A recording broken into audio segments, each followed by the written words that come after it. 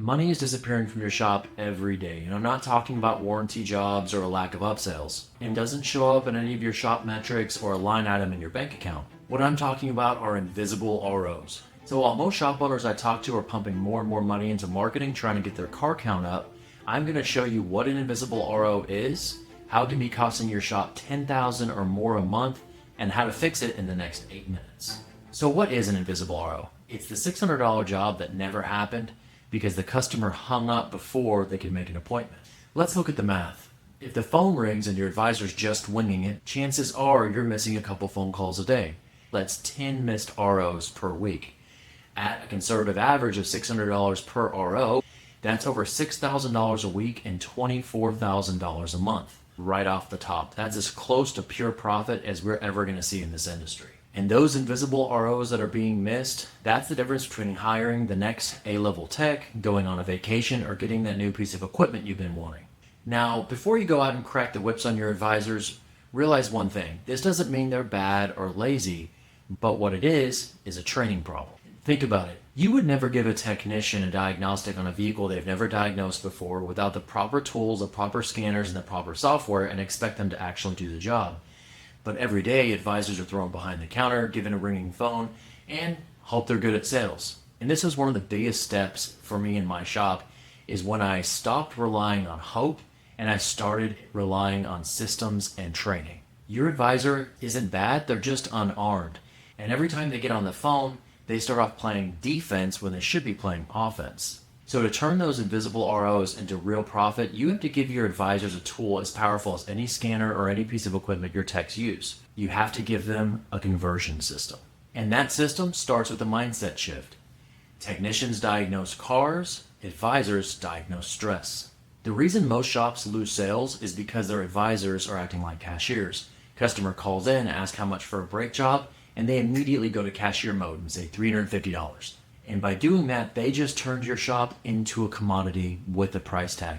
And in commodities, the lowest price always wins. So our advisors need to stop acting like cashiers and start acting more like doctors. A doctor stays in control by asking questions. They ask, where does it hurt? When did it start hurting? A doctor begins by diagnosing the patient, not the symptoms. So as an advisor is gathering information they need to get to the technician to help them diagnose the customer, they need to be listening out for what the stress is to the customer. Because if they can diagnose that stress, they can make the sale. Now, this isn't as complex as it may sound. In fact, I'm going to quickly run through the 4 principles that I make sure my advisors do on every single phone call. Number 1, the mindset shift. Technicians diagnose cars, advisors diagnose stress. So gather information to help the technician diagnose the car, and while you're doing that, listen out for what the stressor is for the customer in this situation. Number 2, nearly all customers share the same 3 stressors. That is time, money, and general uncertainty. So when the advisor is talking to the customer, they need to be listening out for words that may point them to which stressor the customer is having. If they continuously talk about, when will you give me a call back? When will I know? I'm going out of town on this date. All of these words are all time related. So there's a very good chance that the stressor is going to be time. If they're asking continuously, how much does it cost? What price range could it be? That's going to be a money stressor. And when you're talking to a customer when they have general uncertainty, they almost are in a state of overwhelm. They really don't even know what to be stressed about. They're just kind of asking things all over the map. And so that leads us to number 3. When you offer a solution to their problem, frame it in a way that extinguishes their specific stress. So if it's someone with time, you may want to frame everything back in terms of time to them. Let them know we can get a tow truck on the way. It'll take 45 minutes to an hour. We're going to get it to a technician. I'll be calling you by this day and this time. And then I'll be able to give you prices and also a timeline where the job can be done. So you would do the same thing with money and the same thing with general uncertainty. And number 4 is, as always in sales, offer a yes or a yes option.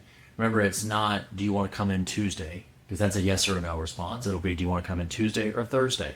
Would you like 9 a.m. or 2 p.m.? Would you like the brake pads, or do you want brake pads and rotors? A yes or a yes.